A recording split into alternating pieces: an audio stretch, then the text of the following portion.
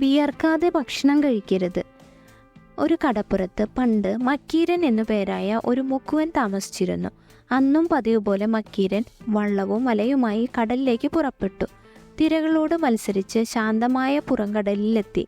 മത്സ്യം പിടിക്കാനായി മുക്കുവൻ വല വീശി എറിഞ്ഞെങ്കിലും ഒരു മീൻ പോലും വലയിൽ അകപ്പെട്ടില്ല.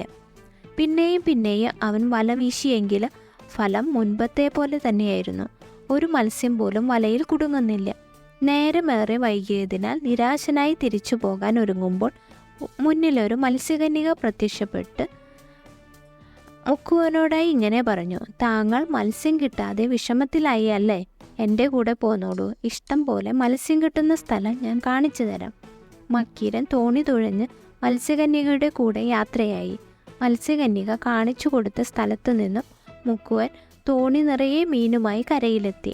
മത്സ്യം വിറ്റ് മുക്കുവന് ഒരുപാട് പണം കിട്ടി. പിറ്റേ ദിവസവും മുക്കുവൻ കടലിലേക്ക് പോയി. മത്സ്യകന്യകയെ കാണാനായി വലയെറിയാതെ കാത്തുനിന്നു. നേരം വൈകി തിരിച്ചു പോകാൻ ഒരുങ്ങുമ്പോൾ മത്സ്യകന്യക പ്രത്യക്ഷപ്പെട്ട് ഇങ്ങനെ പറഞ്ഞു: മത്സ്യം കിട്ടുമോ എന്ന് ശ്രമിച്ചു നോക്കാതെ എന്നെ കാത്തു നിന്നത് ഒട്ടും ശരിയായില്ല. പരിശ്രമിക്കാതെ ആർക്കും ഒന്നും കിട്ടുകയില്ല. ഇത് പറഞ്ഞ് മത്സ്യകന്യക അപ്രത്യക്ഷമായി.